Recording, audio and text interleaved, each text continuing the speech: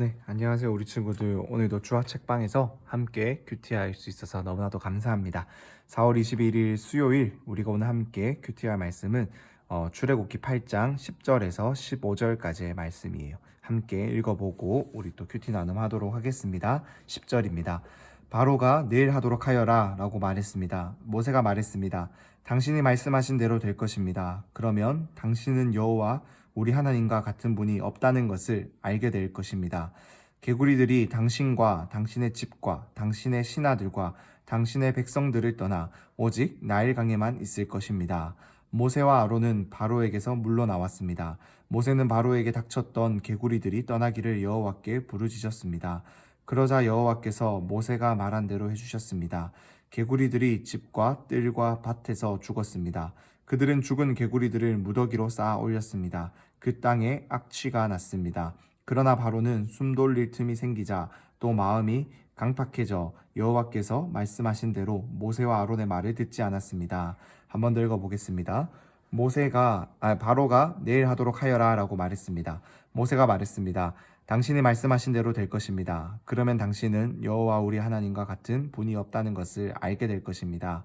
개구리들이 당신과 당신의 집과 당신의 신하들과 당신의 백성들을 떠나 오직 나일강에만 있을 것입니다. 모세와 아론은 바로에게서 물러나왔습니다. 모세는 바로에게 닥쳤던 개구리들이 떠나기를 여호와께 부르짖었습니다. 그러자 여호와께서 모세가 말한 대로 해주셨습니다. 개구리들이 집과 뜰과 밭에서 죽었습니다. 그들은 죽은 개구리들을 무더기로 쌓아 올렸습니다. 그 땅에 악취가 났습니다.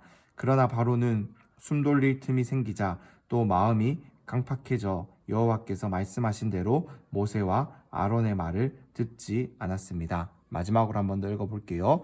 바로가 내일 하도록 하여라 라고 말했습니다. 모세가 말했습니다. 당신이 말씀하신 대로 될 것입니다.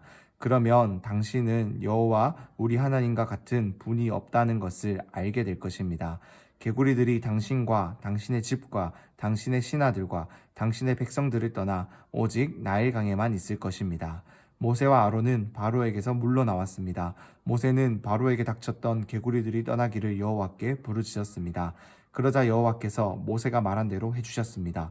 개구리들이 집과 뜰과 밭에서 죽었습니다. 그들은 죽은 개구리들을 무더기로 쌓아 올렸습니다. 그 땅에 악취가 났습니다. 그러나 바로는 숨 돌릴 틈이 생기자 또 마음이 강팍해져 여호와께서 말씀하신 대로 모세와 아론의 말을 듣지 않았습니다. 아멘. 네, 오늘은 어제 첫 번째 재앙이었던 나일강물이 피로 변하는 1번 재앙은 나일강물이 피로 변하는 재앙이었고, 두 번째 재앙은 개구리 재앙이에요. 이 개구리 재앙은 어떠한 의미가 있냐면은, 이 개구리는 이 다산, 즉 다산의 상징, 많은 아이들을 출산하게 한다. 아이들을 많이 낳게 한다 라고 생각해서 이 많은 아이들을 주는 그러한 신으로 이들이 섬겼어요. 이들의 신, 개구리도 신으로 섬겼다라는 거예요. 그런데 이 하나님께서 모세를 통해서 애굽에, 이집트의 온 땅에, 심지어 바로의 침실 안에도 이 개구리가 넘쳐나게 했어요. 우리 개구리를 실제로 직접 본 친구들이 있나요? 개구리는 조금 보면 좀 약간 귀엽게 생겼기도 했지만 조금 미끌미끌하기도 하고, 굉장히 미안해요 여러분. 개구리가 계속해서 이렇게 많이 있다라고 생각을 하면은 얼마나 조금 또 한두 마리가 있어야 또 괜찮지, 이렇게 막 수백 마리가 수백 마리가 있다고 생각하면 얼마나 징그럽겠어요. 지금 그러한 상황이 벌어졌습니다. 그러자 바로가 이 개구리들이 도저히 떠나가지가 않자 모세와 아론에게 찾아와서 내가 잘못했으니까 제발 좀 개구리를 떠나게 해달라라고 지금 이렇게 모세에게 부탁하였어요. 그러자 모세가 당신이 말씀하신 대로 될 것이다 라고 하고, 그렇게 된다라는 것은 하나님이 하셨다라는 것을 인정하게 될 것이다 라고 말을 했어요. 그러자 그렇게 해서 정말로 모세가 여호와께 부르짖었고, 그러자 하나님께서는 모세가 말한 대로 해주셨어요. 그런데 이 모든 일이 다 해결되자 바로가 어떻게 되죠? 숨 돌릴 틈이 생기자 또 마음이 강팍해져서 말씀하신 대로 말을 듣지 않았다라는 거예요. 지금 바로는 잠깐의 자기의 어려운 그 환경 가운데 어려움이 있을 때는 이것이 정말로 하나님이 했을 수도 있겠구나, 이렇게 생각을 했던 거예요. 그리고 우리 친구들, 정말로 우리의 삶에 어떠한 큰 도움이 필요하다라면 우리가 정말로 내게 도움이 될 만한 모든 사람에게 가서 막 부탁할 수 있는 것처럼, 지금 바로는 믿음이 있기 때문에